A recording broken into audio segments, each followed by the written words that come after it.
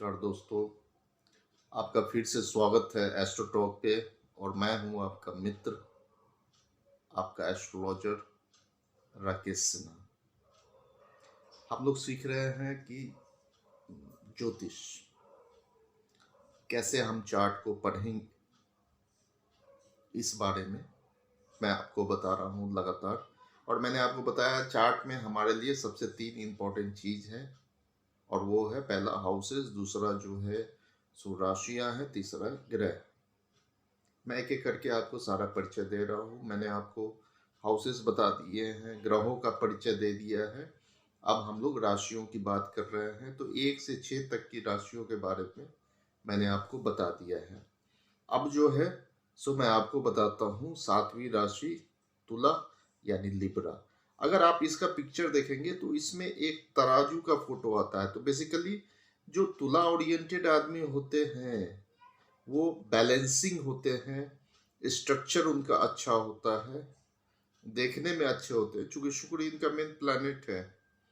और इस लाइन से जुड़े हुए जो लोग होते हैं वो कहीं ना कहीं मैनेजमेंट में होते हैं, कहीं ना कहीं सेल्स में होते हैं, और ग्लैमर की तरफ जाते हैं, चूंकि शुक्र इनका कहीं ना कहीं लॉर्ड है। और अब हम अगली राशि की तरफ चलते हैं। तो अगली राशि जो है वो वृश्चिक है।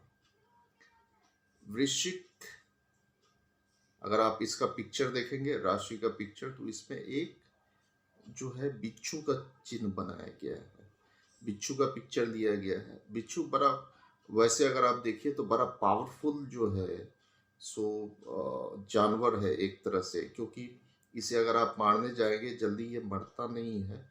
तो बेसिकली वृश्चिक वाले बड़ा पावरफुल होते हैं, दिमाग से भी शरीर से भी। और वृश्चिक वाले अपना बदला लेना नहीं भूलते हैं, अपना गोल से नहीं भटकते हैं। और कहीं ना कहीं जो है सो इनका ये लाइफ में उद्देश्य रहता है कि किसी भी तरीका से किसी भी चीज को प्राप्त करना। ऐसे लोग निश्चित रूप से साहसी होते हैं। अब 9वीं राशि है सैगिटेरियस यानी धनु।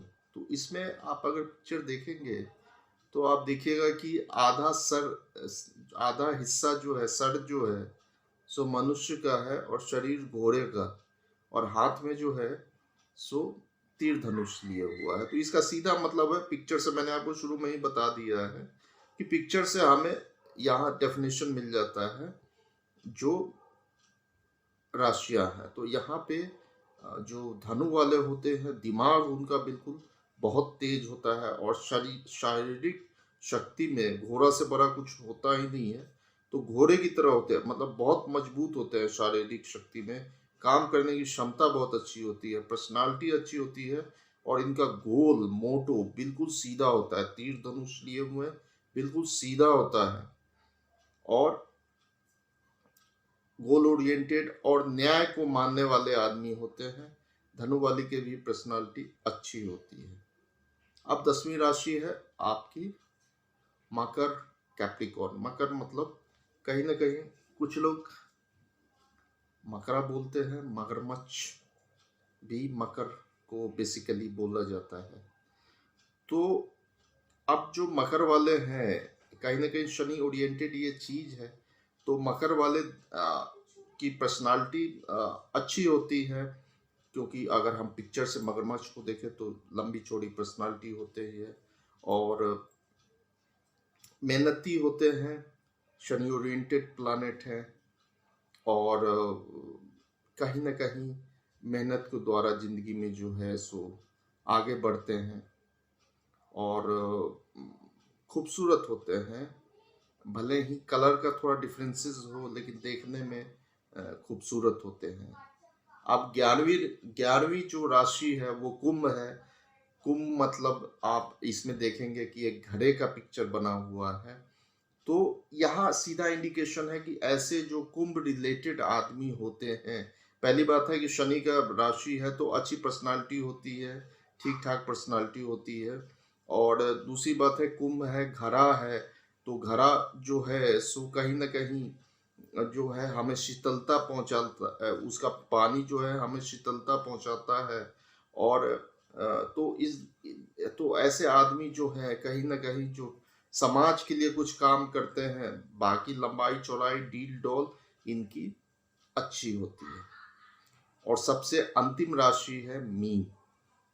तो मीन में अगर हम देखें तो 2 मछली का अलग-अलग डायरेक्शन में बना हुआ है। तो मीन वाले जनरली मछली जो है सो काफ़ी सॉफ्ट होता है।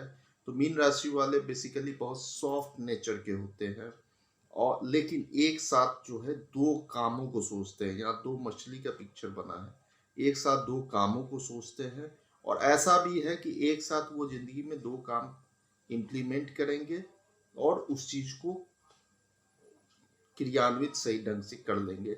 या ये भी हो सकता है कि हमेशा उनके मन में 2 बातें चलती रहेगी।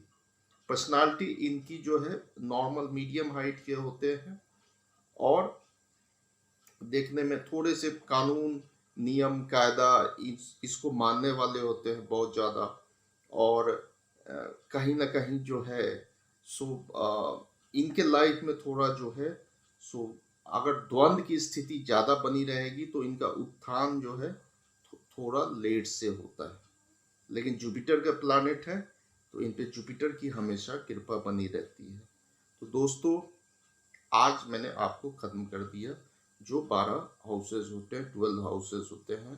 तो एस्ट्रोलॉजी का एक बहुत बड़ा चैप्टर हमने एंड किया है।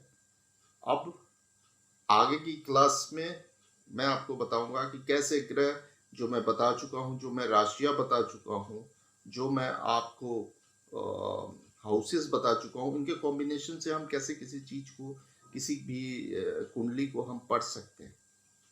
तो आज के लिए बहुत बहुत धन्यवाद। मैं astrologer Rakesh Sinha astro talk पे आपसे आज के लिए विदा चाहता हूँ। Thank you so much.